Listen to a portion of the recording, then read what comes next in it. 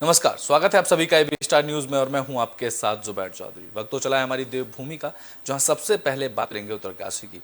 उत्तरकाशी में एक बार फिर से लैंडस्लाइड हुई। ये लैंडस्लाइड तब हुई जब कर्मचारी रोड से मलबा हटा रहे थे। बता दें कि गंगोत्री राष्ट्रीय राजमार्ग पर हेलगूगाड़ और सूनगर के बीच भारी भूस्खलन हुआ और राजमार्ग सुचारू करने के लिए सीमा सड़क संगठन के कर्मचारी जुटे। वहीं उसी भूस्खलन जोन के 25 मीटर की दूरी पर फिर भारी भूस्खलन हुआ। पहाड़ी से मलबा और भारी बोल्डर भी गिरे, जहां बीआरओ के मजदूर और कर्मचारियों ने भागकर अपनी जान बचाई, जिसके कारण राजमार्ग को खोलने का काम नहीं हो पाया। राजमार्ग बंद होने के कारण गंगोत्री धाम के दर्शन करने के बाद वापस लौट रहे 2000 से अधिक तीर्थयात्री सूनगर और गंगनानी में फंसे हुए हैं, जबकि हेलगूगाड़ की ओर से फंसे तीर्थयात्रियों को प्रशासन ने बटवाड़ी और मनेरा से के रास्ते से लौटा दिया।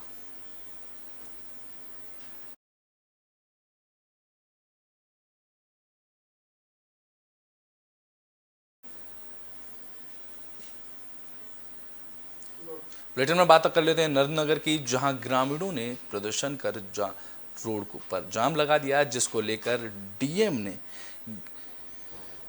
आपदा से हुए नुकसान का जायजा लिया। नरेंद्रनगर में ग्रामीणों ने प्रशासन पर अनदेखी का आरोप लगाते हुए धनसाली थारती रोड पर जाम लगा दिया, जिसकी सूचना मिलते ही डीएम सौरभ मौके पर पहुंचे, जहां उन्होंने आपदा से हुए नुकसान का जायजा लिया।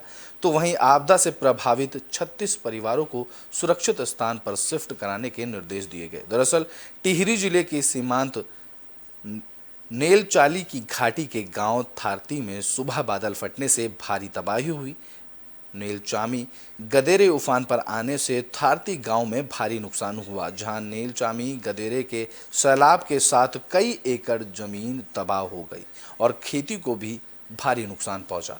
पानी के साथ मलबा आसपास के लोगों के घरों और दुकानों में घुस गया। वहीं बिजली पानी की लाइनें टूट गईं तो गांव को जोड़ने वाले रास्ते और पुलिया भी टूट गए। इस दौरान ग्रामीणों का कहना है कि थारती गांव में लंबे समय से बारिश से भूस्खलन हो रहा है, जिसके सर्वे भी हो चुके हैं, लेकिन आज तक प्रभावित 30 से 35 परिवारों का विस्थापन नहीं हो पाया है, जिसके चलते ग्रामीण हर बरसात में आपदा की मार झेलने को मजबूर हैं। तो वहीं थारती गांव के प्रभावित ग्रामीणों ने प्रशासन पर अनदेखी का आरोप लगाते हुए धनसाली थारती रोड पर जाम लगा दिया और शासन प्रशासन के साथ ही विधायक के खिलाफ नारेबाजी की, जिसके बाद डीएम ने ग्रामीणों की समस्याएं सुनी। डीएम ने आपदा प्रभावित क्षेत्रों में रास्तों और बिजली पानी की व्यवस्था दुरुस्त करने के लिए अधिकारियों को निर्देश दिए। तो वहीं प्रभावित करीब 36 परिवारों को सुरक्षित स्थानों पर शिफ्ट करने के निर्देश दिए गए। डीएम ने कहा कि सर्वे की पुरानी रिपोर्ट के साथ ही नया सर्वे भी कराया जाएगा और शासन स्तर पर इस मामले को लेकर बात की जाएगी।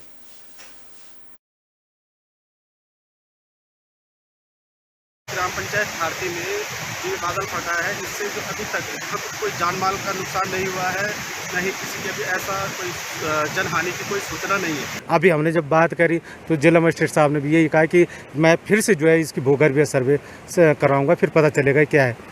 तो अब उसके बाद भी जो 4-5 बार ही बैंड का पुस्ता ही टूट गई। मेरा ग्राम पंचायत थारती है, आप पूरी स्थिति देख सकते हैं। ये जो आपदा हमारे गांव में आई है आज, चिरबटिया के नीचे चाक्यों नाम तोक से जो है ये शुरू हुआ और 6-6:30 बजे जो है बढ़ता गया। सुबह 7 बजे तक जो है यहाँ पे जो है काफ़ी तबाही हो चुकी थी। आज मॉर्निंग में सुबह 7 बजे इन्फॉर्मेशन आ गई थी कि यहाँ पर भी बादल फटने की खबर आई है, जिसमें यहाँ इस गांव में भी हमारे बहुत से एरिया में इश्यूज़ उठे हैं। तो उसके लिए आज हम लोग ने यहाँ पर भ्रमण किया, जिसमें हमारे साथ एसडीएम थे, हमारे एक्सएन पीडब्ल्यूडी थे। पहले तो हमारा मेन 2-3 कार्य है कि जो हमारा आवागमन का रास्ता है वो ठीक। तो बुलेटिन में बात कर लेते हैं देहरादून की, जहां उत्तराखंड में आई आपदा को लेकर कांग्रेस के प्रदेश अध्यक्ष करण माहरा बीजेपी पर हमलावर हुए। कांग्रेस के प्रदेश अध्यक्ष करण माहरा ने सरकार को आपदा राहत से पूरी तरह फेल बताया। उन्होंने कहा कि 5 दिन बीतने के बावजूद सरकार मलबे में दबे शवों को नहीं ढूंढ पा रही है। अगर सरकार समय से मलबे में दबे लोगों का रेस्क्यू कर लेती तो उनका जीवन बच सकता था। कांग्रेस के प्रदेश अध्यक्ष का कहना है कि आपदाग्रस्त क्षेत्रों में अतिक्रमण हुआ, उस पर कोई कार्रवाई नहीं की जा रही है। तो वहीं 5वें दिन पर होने के बाद भी शव रिकवर नहीं हो पा रहे हैं। उन्होंने कहा कि जब बीजेपी को हाईलाइट करने के लिए कोई कार्यक्रम करना होता है तब MI-17 हेलीकॉप्टर उपलब्ध हो जाता है, लेकिन इतनी भीषण आपदा आई, ऐसे में जब वहां पोकलैंड और JCB नहीं जा पा रहे थे तब MI-17 हेलीकॉप्टर की मदद क्यों नहीं ली गई और मशीनों को वहां समय पर क्यों नहीं भेजा गया। उन्होंने कहा कि अगर समय रहते मलबे में दबे लोगों को ढूंढ लिया होता तो उनका जीवन बच सकता था, लेकिन अब उनके बचने की संभावना नहीं है। यह सरकार का फेलियर है। करण माहरा ने आपदाग्रस्त क्षेत्रों में प्रशासन की ओर से मुहैया कराई जा रही राहत सामग्री पर भी आपत्ति दर्ज की। उन्होंने कहा कि पहले दिन से ही वहां पका भोजन दिया जा रहा है, जबकि उनको कच्चा राशन दिया जाना चाहिए था, क्योंकि वहां ऐसी स्थिति है कि ना उनके पास अनाज बचा है और ना उनके पीने के पानी बचा है। आपदाग्रस्त क्षेत्रों के लोग दूषित पानी पीने को मजबूर हैं। उन्होंने सरकार पर आरोप लगाया कि सरकार यह आंकड़ा नहीं बता पा रही कि आपदा में अब तक कितने लोगों की मौत हुई है और कितने लोग लापता हैं।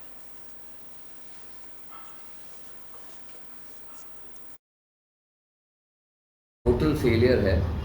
एक तो जो कारण थे उन पर अभी तक कोई कार्रवाई नहीं हुई, जो अतिक्रमण हुआ है, और जो मैंने कहा था कि डंपिंग जोन नहीं होने का रीज़न रहा। आज 5वां दिन है, अभी तक बॉडीज़ रिकवर नहीं हुई हैं। जब इनको कोई अपना कार्यक्रम करना होता है जिससे ये लोग हाईलाइट हों, उसके लिए MI-17 आ सकता है, लेकिन जब इतनी भीषण हुई है और फौज से हमेशा मदद मांगी गई है, वहाँ पोकलैंड और JCBs अगर नहीं जा पा रही थी तो उनको MI-17 से उठा के पिक करके भी वहाँ डाला जा सकता था। बुलेटिन में बात अब उत्तरकाशी की कर लेते हैं, जहां पेपर लीक मामले को लेकर कांग्रेस ने प्रदर्शन किया। कांग्रेस ने पेपर लीक मामले की जांच CBI से कराने की मांग की। उत्तराखंड में UKSSSC पेपर लीक मामले में सियासी घमासान का दौर जारी है। उत्तरकाशी मुख्यालय में कांग्रेस पार्टी के कार्यकर्ताओं ने इस मुद्दे पर धरना देकर प्रदर्शन किया, तो वहीं पूर्व विधायक विजय पाल साजवान के नेतृत्व में कांग्रेस कार्यकर्ताओं ने बस अड्डे में राज्य सरकार का पुतला फूका। इसके बाद कांग्रेस पार्टी के कार्यकर्ताओं ने जुलूस निकालकर जिला कलेक्ट्रेट में जमा राज्य सरकार के खिलाफ नारेबाजी की। कांग्रेस ने भर्ती घोटाले की CBI जांच की मांग को लेकर जिलाधिकारी के माध्यम से एक ज्ञापन राज्यपाल को भेजा। इस दौरान कांग्रेस पार्टी के कार्यकर्ताओं का कहना है कि पेपर लीक घोटाले की CBI जांच होनी चाहिए। पार्टी के नेताओं का कहना है कि CBI जांच से इस घोटाले में लिप्त बड़ी से बड़ी मछलियां गिरफ्त में आ जाएंगी। तो वहीं पूर्व विधायक गंगोत्री विजयपाल ने कहा कि यह बेरोजगारी के साथ बहुत बड़ा धोखा है, इसलिए इन तमाम भर्तियों की CBI जांच होनी जरूरी है। हम STF पर सवाल नहीं उठा रहे, बल्कि राज्य स्तरीय एजेंसियां इस जांच को निष्पक्ष रूप से नहीं कर सकती हैं। इसमें सरकार के प्रमुख पदों पर बैठे राजनेताओं और अधिकारियों की ओर से भी शक की सुई जा रही है। अगर इन घोटालों की जड़ तक जाना है और बड़े मगरमच्छों तक पहुंचना है तो इसकी जांच CBI से करानी होगी।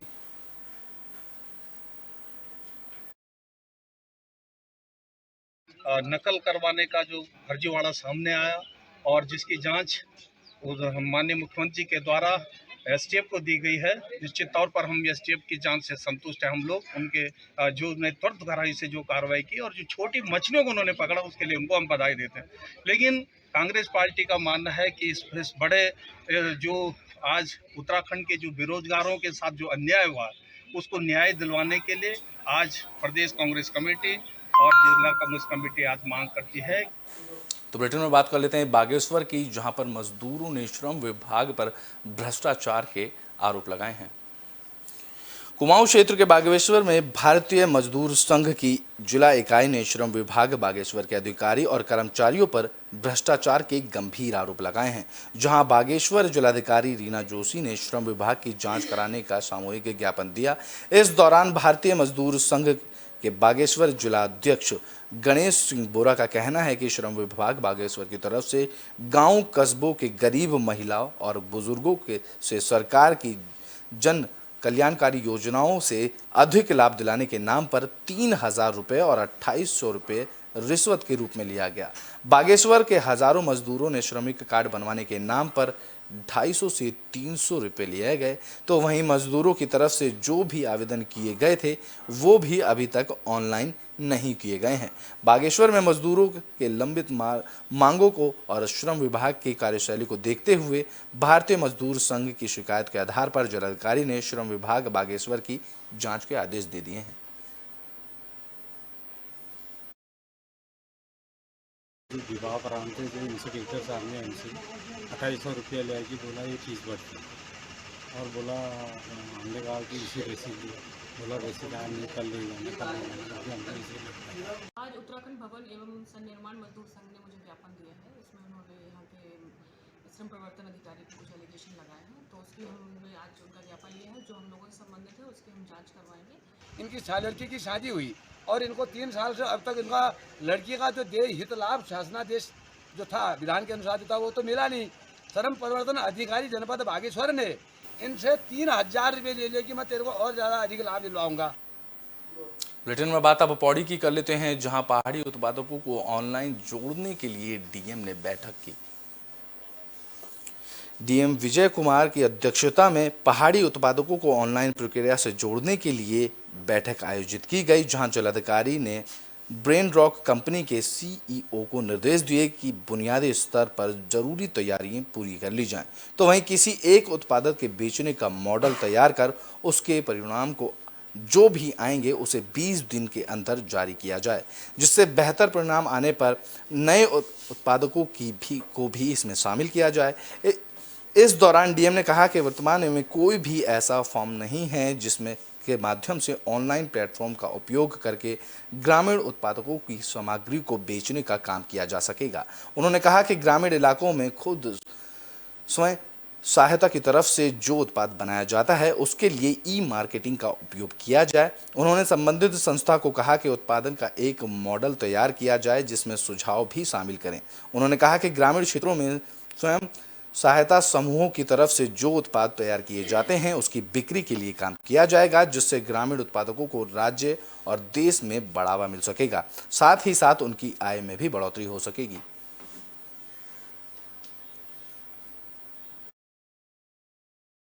में कई सारे स्वयं सहायता समूह वर्तमान में कार्यरत हैं और कई सारे विभागों में भी जो है ग्रामीण स्तर से सामग्री क्रय की जाती है और उसके बाद उसका प्रक्रिया किया जाता है।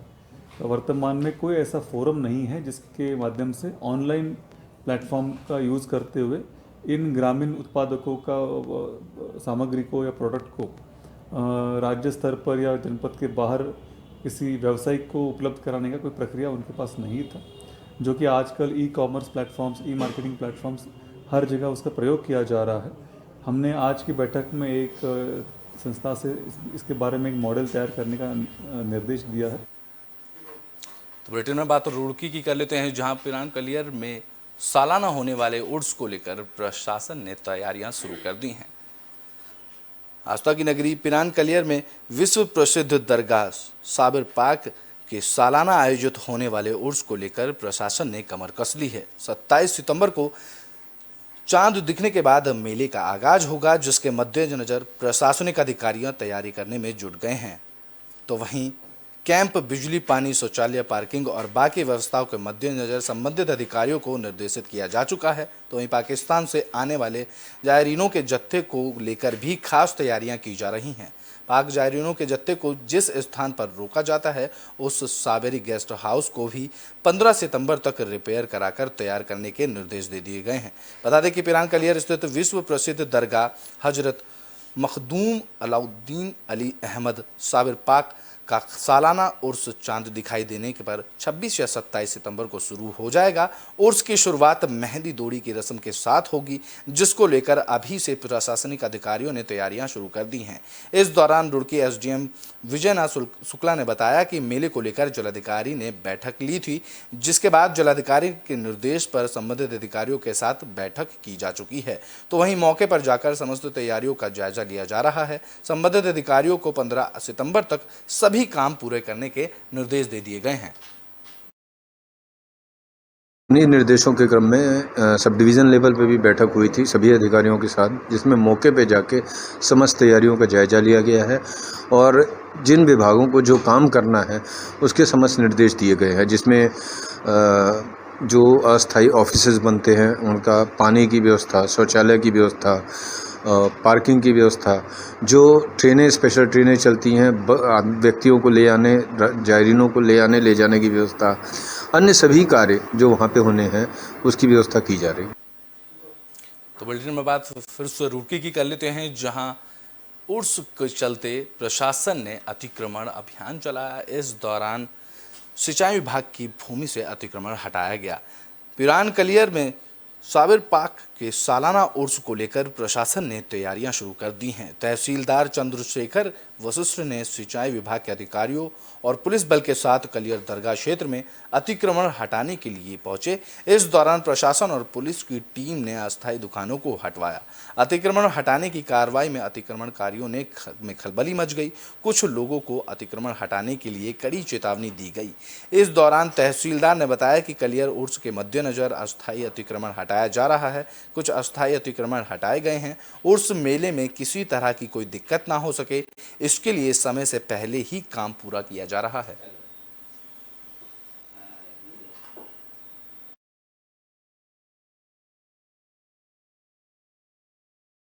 उसको लेकर के हमें निर्देश दिया। उसमें से एक पॉइंट ये भी था कि कलियर में जो अवैध अतिक्रमण सिंचाई विभाग की लैंड पे और दूसरे विभागों की लैंड पे किया जाता है, तो लेने से पहले उससे नियमानुसार कार्रवाई करते हुए हटवाई जाने का निर्देश हमें दिया गया। बुलेटिन में बात कर लेते हैं बाजपुर की, जहां स्कूल के बच्चे खुले आसमान में पढ़ने को मजबूर हैं। भले ही केंद्र और राज्य सरकारों की तरफ से शिक्षा व्यवस्था को सुधारने के लाख दावे क्यों ना किए जा रहे हों, लेकिन कुछ तस्वीरें सरकारों की किए जा रहे दावों की पोल खोल कर रख देती हैं। ऐसा ही मामला बाजपुर में देखने को मिला, जहां इंटरमीडिएट के बच्चे खुले आसमान में नीचे पढ़ाई करते दिखाई दिए। साथ ही बिना पंखों के एक टीन शेड के नीचे भी बच्चे पढ़ाई करते दिखाई दिए। इतना ही नहीं, छात्रों ने आर्ट साइड और साइंस साइड्स में भेदभाव करने का आरोप लगाया, जो कि निंदनीय है। आपको बता दें कि उधम सिंह नगर के बन्ना खेड़ा राजकीय इंटर कॉलेज से चौंकाने वाली तस्वीर सामने आई। इस दौरान स्कूल की बिल्डिंग अच्छी बनी मिली, लेकिन उसके अंदर आर्ट साइड के छात्र खुले आसमान के नीचे बगैर पंखे वाली टीन शेड के नीचे पढ़ते नजर आए।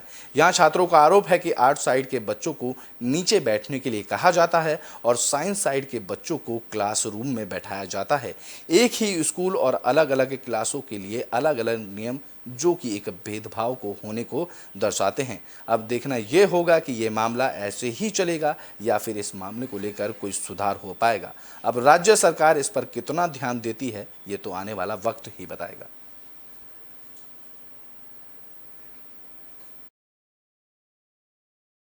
हमसे कहते हैं कि आपके पास खुद किताबें हैं, खुद अपने आप पढ़ो, हमारी तो पगार रह जाती है महीने की, और जो किताबें अपने आप से पढ़ो। और सर हमें धमकी दे रहे हैं कि आप तुम्हें प्रैक्टिकल में हम नंबर नहीं देंगे सर, और टीसी काटने की धमकी देते। और सर ये टीचर हम सर बदतमीजी करते हैं सर जी। मेरे संज्ञान में तो ऐसा कोई भेदभाव का सिस्टम ऐसा नहीं आया है, क्योंकि एक्चुअली मैं तो खुद बच्चों को पढ़ाता हूँ। 12th के बच्चे काफ़ी समझदार बच्चे हैं और अच्छे बच्चे हैं, और अगर कोई इनकी ऐसी समस्या है तो ये लिखित समस्या अगर प्रिंसिपल साहब को दें तो उसका समाधान हो जाएगा। और पंखे की जहाँ बात रही, 2 दिन के अंदर पंखे लग जाएंगे, ये मेरी गारंटी है। अब वो यहाँ टीन में पंखा लगेगा ये मैं नहीं कह सकता, लेकिन रूम में वाकई में पंखे लगेंगे। अगर कोई रूम है तो मैं आज अभी इसी वक्त अगर कोई रूम खाली है तो मैं खुद बच्चों को रूम में ही पढ़ाऊंगा, मैं बाहर खुद नहीं पढ़ाऊंगा। किसी कंपनी के द्वारा गिफ्टेड हैं वो सर, बच्चों ने तोड़ दिए, प्लास्टिक बॉडी के हैं वो, तो उनको जो जिस कंपनी ने जो गिफ्ट किया है उनको रिपेयर के लिए हमने कह दिया है, और वो उन्होंने आश्वासन दिया है कि हम जल्दी करा देंगे। एक सच्चाई नहीं, ऐसा तो नहीं है। साइंस आर्ट में वो मतलब लड़का और लड़की यानी छात्र एक ही साथ पढ़ते हैं। ब्रिटेन में बात रुड़की की कर लेते हैं, जहां वृद्ध महिला की गला रेत कर हत्या कर दी गई, जिसके बाद पुलिस ने शव को पोस्टमार्टम के लिए भेज दिया। हरिद्वार जिले में अपराध के मामले लगातार बढ़ रहे हैं, जिन पर लगाम लगाना मुश्किल हो गया है। ताज़ा मामला मंगलोर कोतवाली क्षेत्र का है। यहाँ तानसीपुर गांव में एक 80 साल की वृद्ध महिला की गला रेतकर निर्मम हत्या कर दी गई। इस घटना के बाद गांव में हड़कंप मचा हुआ है। वहीं सूचना पर पहुंची पुलिस ने शव को कब्जे में लेकर पोस्टमार्टम के लिए भेज दिया, साथ ही मामले की जांच में जुट गई। जानकारी के मुताबिक मंगलूर कोतवाली क्षेत्र के तानसीपुर गाँव में एक वृद्ध महिला लीलावती अपनी विधवा बेटी कमलेश के साथ घर पर अकेली रहती थी। बताया जा रहा है कि हत्या के वक्त महिला की बेटी अपनी बेटी को स्कूल लेने गई थी और दोपहर के वक्त ही जब वह घर पर लौटी तो दरवाज़ा खोलने के बाद उसको मां की आवाज़ नहीं सुनाई दी, लेकिन काफ़ी देर तक दरवाज़ा नहीं खुला तो कमलेश ने धक्का मारकर दरवाज़ा खोला। जहां अंदर जाकर देखा तो उसकी मां का शव खून से लथपथ जमीन पर पड़ा मिला था, जिसको देख उनके पैरों के तले जमीन खिंच गई, जिसके बाद उन्होंने इसकी सूचना पुलिस को दी।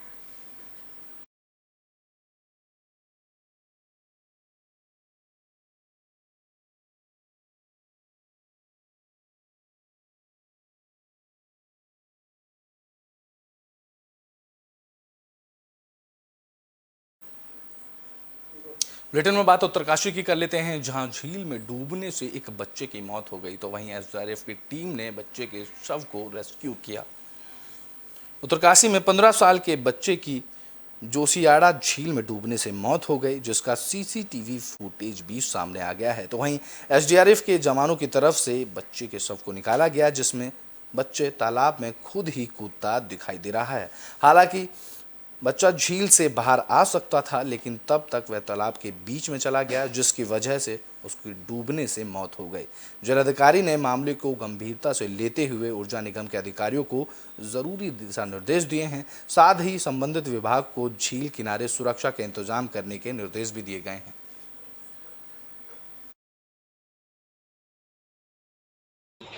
जी, कल यहाँ स्थान पर एक दुर्घटना हुई है, जिसमें एक छात्र द्वारा पानी में कूदकर अपनी जान गंवा दी गई। और दुर्घटना है या कुछ अन्य इरादतन कुछ ऐसा हुआ है, उस पर भी पूरी तथ्य है नहीं सामने। पर यह है कि मेरा आने का यहाँ प्रयोजन ये है कि भविष्य में इस प्रकार की दुर्घटनाएं ना हो। बुलेटिन में बात अब हरिद्वार की कर लेते हैं, जहां जिला अस्पताल में डेंगू की रोकथाम के लिए आइसोलेशन बेड बनाए गए हैं। हरिद्वार के जिला अस्पताल में बरसात के मौसम पर बुखार, खांसी और जुकाम जैसी वायरल बीमारियों के मरीजों की संख्या बढ़ती जा रही है। जिला अस्पताल के डॉक्टरों ने डेंगू समेत अन्य रोगों की उचित इलाज की व्यवस्था होने का दावा कर रहे हैं, लेकिन अस्पताल में मरीजों की भीड़ कुछ और ही बयां कर रही है। मरीजों को घंटों लाइन में खड़ा होना पड़ रहा है। भारी भीड़ को देखकर कई मरीज तो बिना इलाज कराए ही अस्पताल से वापस लौट रहे हैं। हालांकि अभी तक किसी की भी पुष्टि डेंगू जैसे खतरनाक बीमारी की पुष्टि नहीं हुई है, लेकिन कई मरीजों में डेंगू के लक्षण दिखाई देने पर उनका इलाइजा टेस्ट कराया जा रहा है। जिला अस्पताल के प्रभारी CMS डॉक्टर चंदन मिश्रा का कहना है कि जिला अस्पताल में इलाज की पर्याप्त व्यवस्था है।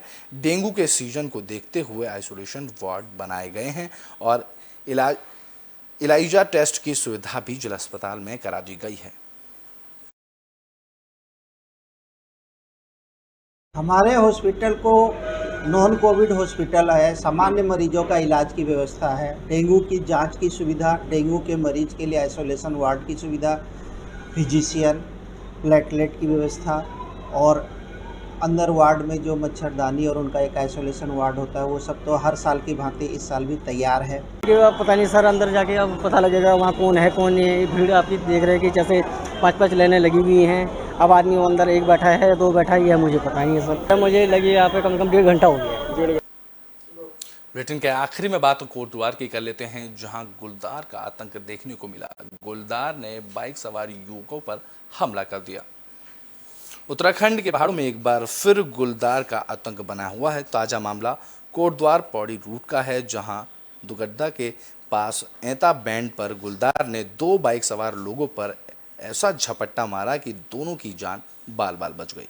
दोनों युवक सतपुली की तरफ से कोटद्वार के लिए आ रहे थे, तभी गुलदार के हमले में बुरी तरह घायल हो गए।